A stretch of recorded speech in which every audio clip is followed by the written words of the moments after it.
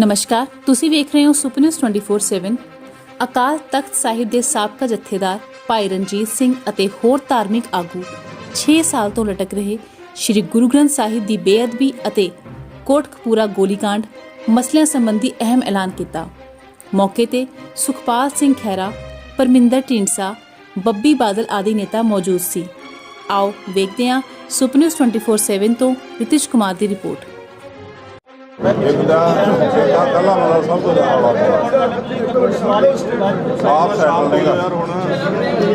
तो विजय जी हो गए, रेडी हो गए, अब कर लो जो करना है। साइड में बेचना बोले हो यार।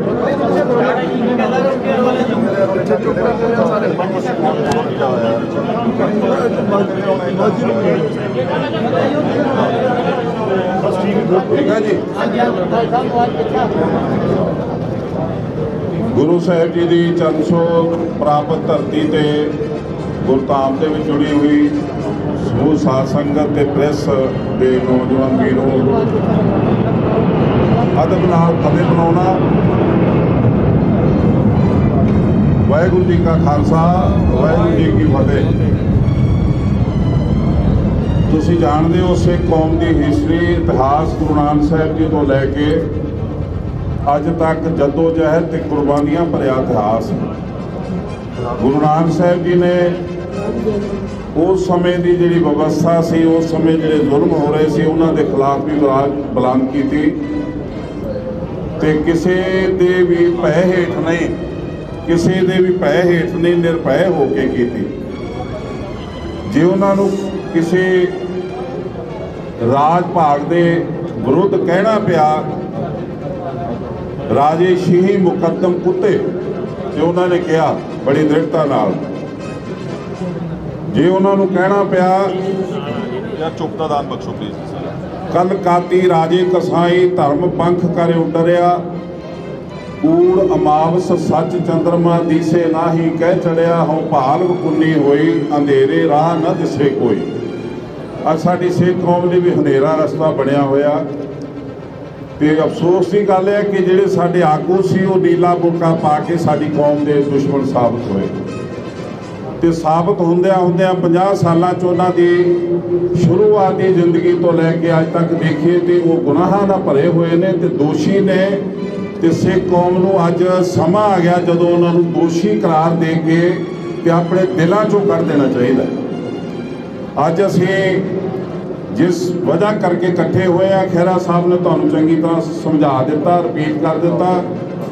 असीं जिहड़ी मीटिंग कीती सी उहदे विच जिहड़ी साडे सामने समस्यावां सी वो यही सीगियां कि एक तां करोना, एक साडा बड़ा महत्वपूर्ण पंजाब दी किसानी अंदोलन दा मुद्दा जिहड़ा अज भी लखां दी गिनती दिल्ली सड़कां ते बैठे ने।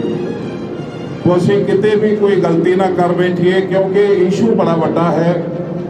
एक इशू ये जिहड़ा अज गुरु ग्रंथ साहब वर्सस प्रकाश सिंह बादल परिवार, उहदे विच जज ने जिहड़ी हमाकत की या गलती की या पक्षपात किया, वो बादल नूं क्लीन चिट दित्ती ते बादल दलिए नचदे पे ने, वो ढोल वजा के नचदे पे ने ते लड्डू वंडदे पे ने ते वो सानूं समझ नहीं आ रही कि वो किहदे विरुद्ध जिते ने। ते जे गुरु ग्रंथ साहब के विरुद्ध जिते ने तो गुरु ग्रंथ साहब के हक च कौन खड़ूगा, ये सानू अज तय करना है।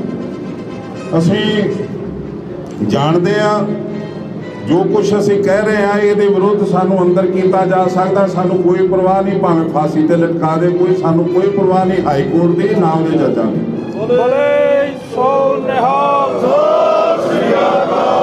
जिहड़ा गलत फैसला आया उसनूं असीं गलत कहांगे ते असीं नहीं गलत कह रहे, सारी जुडिशरी गलत कह रही। हाई कोर्ट के जिन्ने पंजाब हरियाणा हाई कोर्ट के वकील ने, जज ने, सारे एक रहे ना कह रहे कि एक पक्षपाती फैसला ते गिणी मिथी साजिश के अधीन ते अपने आका नूं खुश करने लई इन्हां एक वकील ते एक जज बन के उन्होंने अपनी ड्यूटी निभाई। वरना एक सिपाही होवे उहदी तनख्वाह 35 तो 40 हज़ार होवे तो वो चीमा साहब नूं वकील करे, वो अग्रवाल साहब नूं वकील करे, जिन्हां दी ਜਿਨ੍ਹਾਂ ਦੀ ਇੱਕ ਪੇਸ਼ੀ ਨਹੀਂ ਕੋਈ ਸਾਰੀ ਜ਼ਿੰਦਗੀ ਦੇ ਸਕਦਾ। ਤੋ ਇਹਨਾਂ ਦੇ ਪਿੱਛੇ ਕੌਣ ਆ? ਉਹੀ ਲੋਕ ਨੇ ਜਿਹੜੇ ਅੱਜ ਭੰਗੜਾ ਪਾ ਰਹੇ ਨੇ, ਲੱਡੂ ਵੰਡ ਰਹੇ ਨੇ ਤੇ ਗੁਰੂ ਗ੍ਰੰਥ ਸਾਹਿਬ ਦੀ ਪਵਿੱਤਰ ਅਜ਼ਮਤ ਦਾ ਮਜ਼ਾਕ ਉਡਾ ਰਹੇ ਨੇ। ਮੈਂ ਜੋ ਕੁਛ ਅੱਜ ਗੱਲਾਂ ਹੁੰਦੀਆਂ ਨੇ ਜੁਡੀਸ਼ਰੀ 'ਚ, ਮੈਂ ਤੁਹਾਨੂੰ ਬੜੀਆਂ ਕਲੀਅਰ ਕੱਟ ਦੱਸ ਰਿਹਾ। ਤੁਸੀਂ ਬਾਦਲ ਸਾਹਿਬ ਦੇ ਜਮਾਂਦਰੂ ਭਾਈਵਾਲ ਚੌਟਾਲਿਆਂ ਦੀ ਸਰਕਾਰ 2000 ਮਾਰਚ ਤੋਂ 2005 ਤੱਕ ਚੱਲੀ, ਪ੍ਰੈਸ ਸਾਰੀ ਜਾਣਦੀ। ਚੌਟਾਲਾ ਦੀ ਸਰਕਾਰ ਵਿੱਚ ਸ੍ਰੀ ਅਸ਼ੋਕ ਅਗਰਵਾਲ ਐਡਵੋਕੇਟ ਜਨਰਲ ਸਨ ਅਤੇ ਸੀਨੀਅਰ ਡਿਪਟੀ ਐਡਵੋਕੇਟ ਜਨਰਲ ਸ੍ਰੀ ਰਾਜਵੀਰ ਸਹਿਰਾਵਤ ਸਨ, ਜਿਹੜੇ ਕਿ ਅੱਜ ਹਾਈ ਕੋਰਟ ਦੇ ਜੱਜ ਬਣ ਕੇ ਤੇ ਫੈਸਲਾ ਸੁਣਾ ਰਹੇ ਨੇ। ਇਹਨਾਂ ਦੀਆਂ ਤੰਦਾਂ ਦੇਖੋ ਕਿੱਥੋਂ ਮਿਲਦੀਆਂ ਨੇ ਤੇ ਕਿਸ ਤਰ੍ਹਾਂ ਮਿਲਦੀਆਂ ਨੇ ਤੇ ਕਿੱਥੇ ਆ ਕੇ ਉਹਨਾਂ ਦਾ ਅਸਰ ਦਿਖਾਈ ਦਿੰਦਾ। ਚੌਟਾਲਾ ਸਰਕਾਰ ਤੋਂ ਬਾਅਦ ਅਸ਼ੋਕ ਅਗਰਵਾਲ ਪੰਜਾਬ ਦੇ ਵਿੱਚ ਪੰਜਾਬ ਸਰਕਾਰ ਬਾਦਲ ਦੀ ਪੰਜਾਬ ਸਰਕਾਰ ਦੇ ਐਡਵੋਕੇਟ ਜਨਰਲ ਬਣੇ ਤੇ ਅੱਜ ਇਹੀ ਸਾਰੀ ਜੁਡੀਸ਼ਰੀ ਇਹ ਕਹਿੰਦੀ ਹੈ ਕਿ ਉਸੇ ਸਮੇਂ ਚੌਟਾਲਾ ਦੀ ਕਿਰਪਾ ਨਾਲ ਰਾਜਵੀਰ ਸਹਿਰਾਵਤ ਜੀ ਜੱਜ ਬਣੇ ਹਾਈ ਕੋਰਟ ਦੇ। ਤੇ ਇਹ ਐਡਵੋਕੇਟ ਅਸ਼ੋਕ ਅਗਰਵਾਲ ਉਹੀ ਨੇ ਜਿਨ੍ਹਾਂ ਦੀ ਕਿਰਪਾ ਸਦਕਾ ਪੰਜਾਬ ਦੇ ਪਾਣੀ ਹਰਿਆਣਾ ਨੂੰ ਗਏ ਬਾਦਲ ਦੇ ਰਾਜ। ਇਹ ਅੱਜ ਜਿਹੜਾ ਸ਼੍ਰੀ ਅਸ਼ੋਕ ਅਗਰਵਾਲ ਸ਼੍ਰੀ ਰਾਜਵੀਰ ਸਹਿਰਾਵਤ ਦੀ ਜੋੜੀ ਨੇ ਜੱਜ ਤੇ ਵਕੀਲ ਦੇ ਰੂਪ ਧਾਰ ਕੇ ਆਪਣੇ ਪੁਰਾਣੇ ਮਾਲਕਾਂ ਦੇ ਅਹਿਸਾਨਾਂ ਦਾ ਮੁੱਲ ਮੋੜਿਆ, ਉਹ ਸਾਡੀ ਸਿੱਖ ਕੌਮ ਦੇ ਸਾਹਮਣੇ ਆਇਆ ਤੇ ਸਾਡੀ ਸਿੱਖ ਕੌਮ ਦੇ ਹਿਰਦੇ ਵਿਰੁੱਧ ਗਿਆ। ਜਿਹੜਾ ਵੀ ਫੈਸਲਾ ਆਇਆ ਤੁਹਾਨੂੰ ਡਿਟੇਲ 'ਚ ਦੱਸਿਆ ਖਹਿਰਾ ਸਾਹਿਬ ਨੇ। ਇਹ ਇੱਕ ਤਾਂ ਇਹ ਦੇਖਣ ਵਾਲੀ ਚੀਜ਼ ਆ ਕਿ ਜਿਹੜਾ ਇਹ ਫੈਸਲਾ ਸੁਣਾਇਆ ਗਿਆ ਇਹ ਨਾ ਤੇ ਕਿਸੇ ਲੋਅਰ ਕੋਰਟ ਦਾ ਫੈਸਲਾ ਸੀ ਕੋਈ ਜਿਹਦੇ ਵਿਰੁੱਧ ਕੋਈ ਅਪੀਲ ਕੀਤੀ ਗਈ ਹੋਵੇ। ਇਹ ਕੋਈ ਲੋਅਰ ਕੋਰਟ ਦੇ ਫੈਸਲੇ ਦੇ ਵਿਰੁੱਧ ਅਪੀਲ ਨਹੀਂ ਸੀ ਤੇ ਨਾ ਹੀ ਇਹ ਰਿਵੀਜ਼ਨ ਪਟੀਸ਼ਨ ਸੀ। ਇਹ ਇੱਕ ਸਿਵਲ ਰਿਟ ਪਟੀਸ਼ਨ ਸੀ ਧਾਰਾ 226 ਦੇ ਅੰਤਰਗਤ। ਇਹ ਸਿਵਲ ਰਿਟ ਪਟੀਸ਼ਨ ਦੇ ਅੰਤਰਗਤ ਇੱਕ ਲੋਅਰ ਕੋਰਟ ਦੇ ਵਿੱਚ ਜਿਹੜਾ ਫੈਸਲਾ ਪਿਆ ਉਹਦੇ ਵਿੱਚ ਜਿਹੜੀ ਚਲਾਨ ਦੀ ਆਖਰੀ ਕਿਸ਼ਤ ਆਉਣੀ ਸੀ ਉਹ ਆਉਣ ਤੋਂ ਪਹਿਲਾਂ ਹੀ ਪ੍ਰਕਾਸ਼ ਸਿੰਘ ਬਾਦਲ ਤੇ ਉਹਦੇ ਪੁੱਤਰ ਨੂੰ ਕਲੀਨ ਚਿੱਟ ਦੇ ਦਿੱਤੀ ਗਈ। ਇਹ ਜਿਹੜੀ ਸਿਵਲ ਰਿਟ ਪਟੀਸ਼ਨ ਦੇ ਅਧੀਨ ਇਹ ਕੀਤਾ ਜੱਜ ਸਾਹਿਬ ਨੇ ਕਿ ਨਿੰਦਣਯੋਗ ਫੈਸਲਾ, ਪੱਖਪਾਤੀ ਫੈਸਲਾ ਤੇ ਮੈਨੂੰ ਨਹੀਂ ਲੱਗਦਾ ਪੰਜਾਬ ਹਰਿਆਣਾ ਹਾਈ ਕੋਰਟ ਦੇ ਇਤਿਹਾਸ ਵਿੱਚ ਇਹੋ ਜਿਹੀ ਗਲਤੀ ਕਿਸੇ ਜੱਜ ਨੇ ਕੀਤੀ ਹੋਵੇ। ਇਹ ਤੁਸੀਂ ਚੰਗੀ ਤਰ੍ਹਾਂ ਸਮਝ ਸਕਦੇ ਹੋ। ਇੱਕ ਜਿਹੜੀ ਹੋਰ ਗਲਤੀ ਕੀਤੀ ਜਿਹੜੀ ਕਲੀਨ ਚਿੱਟ ਦਿੱਤੀ ਜੱਜ ਸਾਹਿਬ ਨੇ, ਇਹ ਕਲੀਨ ਚਿੱਟ ਜਿਹੜੀ ਦਿੱਤੀ ਨਾ ਕਿ ਉਹ ਮੰਗਣ ਵਾਲੇ ਸੀ ਤੇ ਨਾ ਹੀ ਉਹਨਾਂ ਨੇ ਉਹ ਹਿੱਸੇਦਾਰ ਸੀ, ਕਿਉਂਕਿ ਰਿਟ ਪਟੀਸ਼ਨ ਕਰਨ ਵਾਲਾ ਇੱਕ ਸਿਪਾਹੀ ਸੀ। ਉਹ ਸਿਪਾਹੀ ਸੀ ਜਿਹੜਾ ਉਹਦੇ ਨਾਲ ਕੋਈ ਜਸਟਿਸ ਕਰਦੇ ਜਾਂ ਕੋਈ ਗੱਲ ਹੁੰਦੀ ਤੇ ਸਾਨੂੰ ਸਮਝ ਆਉਂਦੀ।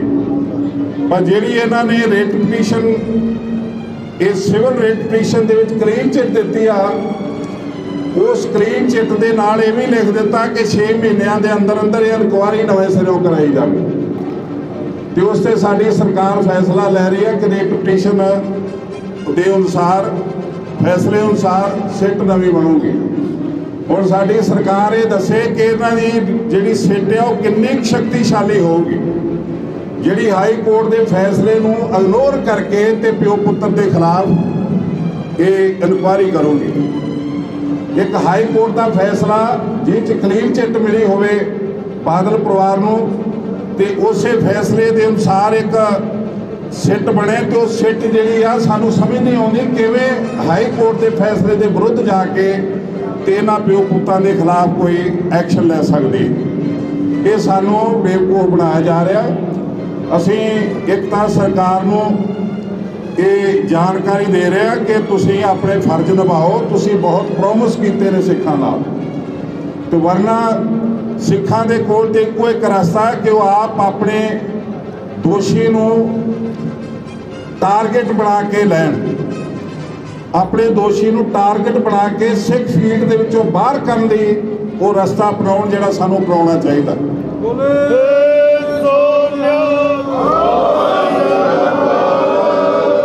ਉਹ ਅਸੀਂ ਇੱਕ ਜਿਹੜਾ ਉਸ ਦਿਨ ਡਿਸੀਜਨ ਲਿਆ, ਜਲਦੀ ਦੇ ਵਿੱਚ ਕਹਿ ਲਓ ਜਾਂ ਸਮੇਂ ਦੇ ਹਾਲਾਤ ਨੂੰ ਮੁੱਖ ਰੱਖ ਕੇ, ਉਹ ਸਾਡਾ ਫੈਸਲਾ ਇਹ ਸੀ ਕਿ ਅਸੀਂ ਇਹ ਜਿਹੜੀ ਰਿਟ ਪਟੀਸ਼ਨ ਤੇ ਇੱਕ ਜੱਜਮੈਂਟ ਬਣੀ ਆ, ਇਹ ਕਾਲਾ ਲੇਖ ਕਿਹਾ ਜਾ ਸਕਦਾ ਹੈ, ਜੱਜਮੈਂਟ ਨਹੀਂ। ਤੇ ਇਹ ਕਾਲੇ ਲੇਖ ਨੂੰ ਅਸੀਂ, ਇਸ ਕਾਲੀ ਕਰਤੂਤ ਨੂੰ ਅਸੀਂ ਸਾੜ ਕੇ ਸਵਾਹ ਦੇ ਵਿੱਚ ਛਾੜ ਕੇ ਪਾਵਾਂਗੇ। ਇਸ ਨੂੰ ਸਵੀਕਾਰ ਨਹੀਂ ਕਰਾਂਗੇ।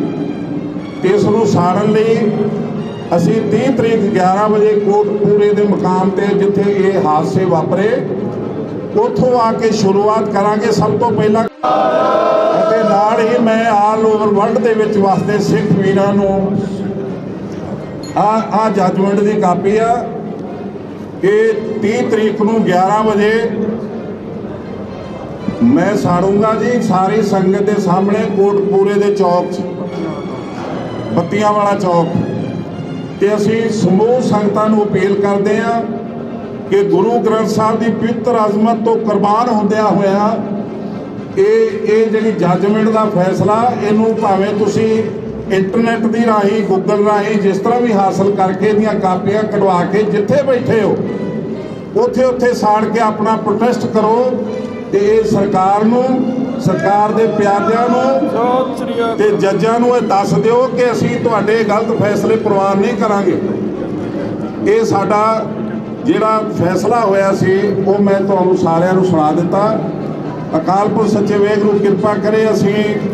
ਅਸੀਂ ਬੜੀ ਦਿਆਨਤਦਾਰੀ ਦੇ ਨਾਲ ਇੱਕ ਗੁਰੂ ਗ੍ਰੰਥ ਸਾਹਿਬ ਦੇ ਨਾਲ ਜੁੜਿਆ ਹੋਣ ਕਰਕੇ ਗੁਰੂ ਗ੍ਰੰਥ ਸਾਹਿਬ ਦੇ ਉਹ ਸਰੂਪ, ਪਾਵਨ ਸਰੂਪ ਜਿਹੜੇ ਹੱਥ ਲਿਖਤ ਨੇ, ਗੁਰੂ ਗ੍ਰੰਥ ਸਾਹਿਬ ਜੀ ਦੇ ਪਾਵਨ ਸਰੂਪਾਂ ਦੀ ਗਿਣਤੀ 502, 2 ਦਸਮ ਗ੍ਰੰਥ ਦੇ ਸਰੂਪ, 2 ਜਨਮ ਸਾਖੀਆਂ, 28 ਹੁਕਮਨਾਮੇ ਹੱਥ ਲਿਖਤ ਅਸਲ ਜਿਹੜੀ ਸਰਕਾਰ ਲੈ ਗਈ ਸੀ ਬਲੂਸਟਾਰ ਦੇ ਸਮੇਂ, ਉਹ 90 ਤੱਕ ਵਾਪਸ ਕਰ ਗਈ। ਜਿਹੜੀ ਅੱਜ ਬਾਦਲ ਦੀ ਕਿਰਪਾ ਨਾਲ ਕਿਸੇ ਏਜੰਸੀ ਕੋਲ ਗਏ ਨੇ ਉਹ ਸਾਨੂੰ ਮਿਲ ਨਹੀਂ ਰਹੇ।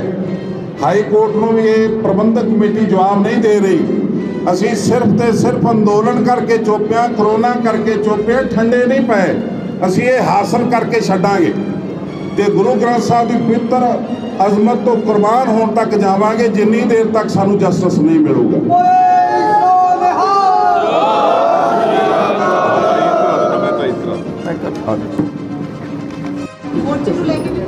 ਨੇ ਜਿਹੜਾ ਤੁਹਾਨੂੰ ਅਸੀਂ ਪ੍ਰੋਗਰਾਮ ਦਿੱਤਾ ਨਾ ਜੀ, ਇਹ ਕਿਸਾਨਾਂ ਦਾ ਮੋਰਚਾ ਨੂੰ ਮੱਦੇ ਨਜ਼ਰ ਰੱਖ ਕੇ, ਕਰੋਨਾ ਨੂੰ ਮੱਦੇ ਨਜ਼ਰ ਰੱਖ ਕੇ ਇੱਕ ਪ੍ਰੋਟੈਸਟ ਦੇ ਤੌਰ ਤੇ ਇਹ ਇੱਕ ਛੋਟਾ ਫੈਸਲਾ ਨਹੀਂ, ਬਹੁਤ ਵੱਡਾ ਫੈਸਲਾ।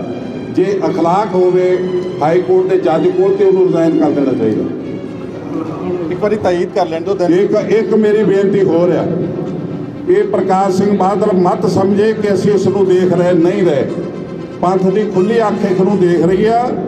ਇਸ ਨੇ ਚਰਨਜੀਤ ਚੱਡੇ ਨੂੰ ਕਲੀਨ ਚਿੱਟ ਦਵਾਤੀ ਤੇ ਲੰਗਾਹ ਨੂੰ ਦੌੜ ਲਈ ਰਾਹ ਸਾਫ਼ ਕਰ ਰਿਹਾ। ਇਹ ਸਿੱਖਾਂ ਨੇ ਬਰਦਾਸ਼ਤ ਨਹੀਂ ਕਰਨਾ। ਇਹ ਵਿਭਚਾਰੀ ਜਿਹੜੇ ਕੌਮ ਦੇ ਸਰਪ੍ਰਸਤ ਨਹੀਂ ਬਣ ਦੇਣੇ ਅਸੀਂ। ਇਹ ਜਿਹੜਾ ਗਿਆਨੀ ਬਿਠਾਇਆ ਪ੍ਰਕਾਸ਼ ਸਿੰਘ ਬਾਦਲ ਨੇ ਅਕਾਲ ਤਖਤ ਤੇ, ਉਹਨੂੰ ਬੰਦੇ ਦਾ ਪੁੱਤ ਬਣ ਕੇ ਤੇ ਆਪਣੇ ਘਰ ਬੈਠ ਜਾਣਾ ਚਾਹੀਦਾ। ਬਾਦਲ ਦੇ ਹੁਕਮ ਨਾ ਪਾਲੇ, ਵਰਨਾ ਇਹਦਾ ਬਹੁਤ ਵੱਡਾ ਖਮਿਆਜਾ ਨੂੰ ਭੁਗਤਣਾ ਪਊਗਾ।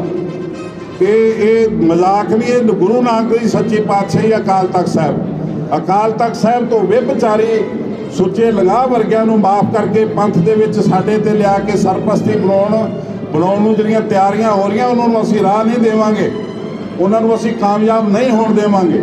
ਬਾਦਲ ਨੂੰ ਚਾਹੀਦਾ ਹੈ ਕਿ ਉਹ ਜੋ ਕੁਝ ਵੀ ਕਰ ਚੁੱਕਾ ਹੈ ਉਸ ਤੋਂ ਤੋਬਾ ਕਰੇ ਤੇ ਆਪਣੇ ਪਰਿਵਾਰ ਨੂੰ ਲੈ ਕੇ ਕੋਈ ਹੋਰ ਥਾਂ ਮੱਲੇ, ਪੰਥ ਦਾ ਖਹਿੜਾ ਛੱਡੇ। ਵਾਹਿਗੁਰੂ ਜੀ ਕਾ ਖਾਲਸਾ, ਵਾਹਿਗੁਰੂ ਜੀ ਕੀ ਫਤਿਹ। ਕੁਝ ਸੱਜਣ ਜਿਹੜੇ ਤਾਇਦ ਕਰਨਗੇ ਬਰੀਫਲੀ। ਮੈਂ ਪਹਿਲਾਂ ਬੇਨਤੀ ਕਰੂੰਗਾ ਹਰਦੀਪ ਸਿੰਘ ਜੀ ਡਿਪਟੀ ਜਿਨ੍ਹਾਂ ਦਾ ਪੋਤਰਾ ਇਹਨਾਂ ਦਿਨਾਂ 'ਚ ਦਿੱਲੀ ਟਰੈਕਟਰ ਪਰੇਡ ਵਿੱਚ ਸ਼ਹੀਦ ਹੋਇਆ ਸੀ, ਨਵਰੀਤ ਸਿੰਘ। ਕੋਈ ਨਹੀਂ ਹੁਣ ਇਹਨਾਂ ਉੱਚੀ ਬੋਲ ਦਿਓ। ਤੁਸੀਂ ਸਾਰਿਆਂ ਨੇ ਸਿੰਘ ਸਾਹਿਬ ਤੋਂ ਸੁਣ ਲਿਆ, ਖਹਿਰਾ ਸਾਹਿਬ ਨੇ ਵੀ ਸਾਰੀਆਂ ਗੱਲਾਂ ਕਹਿ ਦਿੱਤੀਆਂ।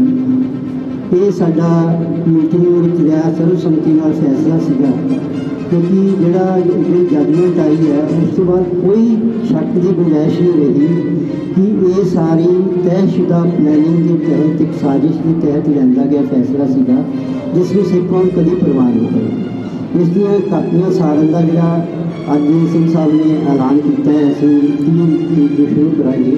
ਅਸੀਂ ਸਾਰੇ ਹੀ ਉਸ ਦੀ ਤਾਇਦ ਕਰਦੇ ਹਾਂ ਅਤੇ ਅਸੀਂ ਸਾਰੀ ਸਿੱਖ ਕੌਮ ਨੂੰ ਇਹ ਅਪੀਲ ਕਰਦੇ ਹਾਂ ਕਿ ਜਿੱਥੇ ਵੀ ਕੋਈ ਨਾਮਲੇਵਾ ਸਿੱਖ ਬੈਠਾ ਹੈ ਜਾਂ ਕੋਈ ਇਨਸਾਫ ਪਸੰਦ ਸ਼ਹਿਰੀ ਹੋਰ ਵੀ ਕਿਸੇ ਕੌਮ ਨਾਲ ਵਾਬਸਤਾ ਹੈ, ਉਹ ਇਸ ਫੈਸਲੇ ਦੀਆਂ ਕਾਪੀਆਂ ਸਾੜੇ ਔਰ ਜੁਡੀਸ਼ਰੀ ਜਿਹੜੀ ਕਿ ਗੁਲਾਮ ਬਣ ਚੁੱਕੀ ਹੈ, ਇਸ ਦੀ ਮਾਨਸਿਕਤਾ ਜਿਹੜੀ ਗੁਲਾਮੀ ਵਾਲੀ ਹੋ ਚੁੱਕੀ ਹੈ, ਜਿਸ ਨੇ ਦੇਸ਼ ਦਾ ਬੇੜਾ ਗਰਕ ਕਰ ਰੱਖਿਆ ਹੈ, ਇਸ 'ਤੇ ਜਿਹੜਾ ਸਵਾਲੀਆ ਨਿਸ਼ਾਨ ਲੱਗੇ ਹੋਏ ਹਨ, ਇਹ ਸਾਰੀਆਂ ਚੀਜ਼ਾਂ ਜਿਹੜੀਆਂ ਨੇ ਲਾਈਮਲਾਈਟ ਵਿੱਚ ਆਉਣੀਆਂ ਚਾਹੀਦੀਆਂ। ਦੁਨੀਆ ਨੂੰ ਪਤਾ ਲੱਗਣਾ ਚਾਹੀਦਾ ਹੈ ਕਿ ਹਿੰਦੁਸਤਾਨ ਦੀ ਜੁਡੀਸ਼ਰੀ ਅੱਜ ਕਿਸ ਸਤਰ 'ਤੇ ਜਾ ਕੇ ਡਿੱਗ ਚੁੱਕੀ ਹੈ ਔਰ ਵਿਕ ਚੁੱਕੀ ਹੈ। ਮੈਂ ਆਪਣੇ ਵੱਲੋਂ ਇਸ ਜਿਹੜੀ ਅਨਾਊਂਸਮੈਂਟ ਹੋਈ ਹੈ ਸਿੰਘ ਸਾਹਿਬ ਯਾਨੀ ਰਣਜੀਤ ਸਿੰਘ ਜੀ ਵੱਲੋਂ, ਸਾਬਕਾ ਜਥੇਦਾਰ ਸ੍ਰੀ ਖਾਲਸਾ ਸਾਹਿਬ ਵੱਲੋਂ, ਮੈਂ ਉਸ ਦੀ ਤਾਇਦ ਕਰਦਾ। ਅਸੀਂ ਸਾਰੇ ਹੀ ਇਸ ਫੈਸਲੇ ਨਾਲ ਪੂਰਨ ਤੌਰ 'ਤੇ ਸਹਿਮਤ ਹਾਂ। ਵਾਹਿਗੁਰੂ ਜੀ ਕਾ ਖਾਲਸਾ, ਵਾਹਿਗੁਰੂ ਜੀ ਕੀ ਫਤਿਹ। ਇਕੱਠ ਦੇ ਵਿੱਚ ਜੋ ਫੈਸਲਾ ਸਿੰਘ ਸਾਹਿਬ ਨੇ ਸੁਣਾਇਆ ਹੈ, ਸਭ ਤੋਂ ਪਹਿਲਾਂ ਤਾਂ ਮੈਂ ਉਹਦੀ ਤਾਇਦ ਮਜੀਦ ਕਰਦਾ ਤੇ ਨਾਲੇ ਅੱਜ ਸਮੁੱਚੀ ਸਿੱਖ ਕੌਮ ਦਾ ਮਨ ਤੇ ਹਿਰਦੇ ਬਲੁੰਦਰੇ ਗਏ ਨੇ ਇਸ ਫੈਸਲੇ ਤੋਂ ਬਾਅਦ, ਤੇ ਕਿਸੇ ਨੇ ਵੀ ਇਸ ਹਾਈ ਕੋਰਟ ਦੇ ਫੈਸਲੇ ਨੂੰ ਪ੍ਰਵਾਨ ਨਹੀਂ ਕੀਤਾ। ਸੋ ਅਸੀਂ ਜਿਹੜਾ ਜੋ ਇਸ ਫੈਸਲਾ ਹੈ ਇਹਦੀ ਨਾਲ ਪੂਰੇ ਡਟ ਕੇ ਖੜੇ ਆ, ਤੇ ਖੁਦ ਅਸੀਂ ਸਿੰਘ ਸਾਹਿਬ ਦੇ ਨਾਲ ਜੋ ਫੈਸਲਾ ਇਹਨਾਂ ਨੇ ਲਿਆ ਹੈ, ਇਹ ਕਾਪੀਆਂ ਸਾੜਾਂਗੇ ਵੀ, ਪਾੜਾਂਗੇ ਵੀ, ਤੇ ਜਿਸ ਤਰ੍ਹਾਂ ਦਾ ਵੀ ਵੱਧ ਤੋਂ ਵੱਧ ਜੋ ਵਿਰੋਧ ਹੋ ਸਕਿਆ ਇਹਨਾਂ ਫੈਸਲਿਆਂ ਦਾ ਵਿਰੋਧ ਮੈਂ ਸਮਝਦਾ ਸਾਡੀ ਸਾਰਿਆਂ ਦੀ ਕਰਨ ਦੀ ਡਿਊਟੀ ਬਣਦੀ ਹੈ, ਤਾਂ ਕਿ ਜੋ ਬੜੇ ਲੰਬੇ ਸਮੇਂ ਤੋਂ ਪਿਛਲੇ 7 ਸਾਲਾਂ ਤੋਂ ਲੋਕ ਸੰਗਤ ਜੋ ਨਿਆਂ ਦੀ ਉਮੀਦ ਲਾਈ ਬੈਠੀ ਸੀ, ਅੱਜ ਉਹਨਾਂ ਦਾ ਇਹ ਭਰੋਸਾ ਮੈਂ ਸਮਝਦਾ ਜੁਡੀਸ਼ਰੀ ਤੋਂ ਵੀ ਤੇ ਸਰਕਾਰ ਤੰਤਰ ਤੋਂ ਵੀ ਜਿਹੜਾ ਉੱਠਿਆ ਹੈ। ਸੋ ਇਸ ਲਈ ਮੈਂ ਬੇਨਤੀ ਕਰਦਾ ਸਾਰਿਆਂ ਨੂੰ ਕਿ ਆਪਾਂ ਸਾਰੇ ਜੋ ਫੈਸਲਾ ਸਾਡੀਆਂ ਜੋ ਪੰਥਕ ਜਥੇਬੰਦੀਆਂ ਵੱਲੋਂ ਇਕੱਠੇ ਹੋ ਕੇ ਲਿਆ ਗਿਆ ਉਹਦਾ ਪੂਰਾ ਸਮਰਥਨ ਕਰੀਏ।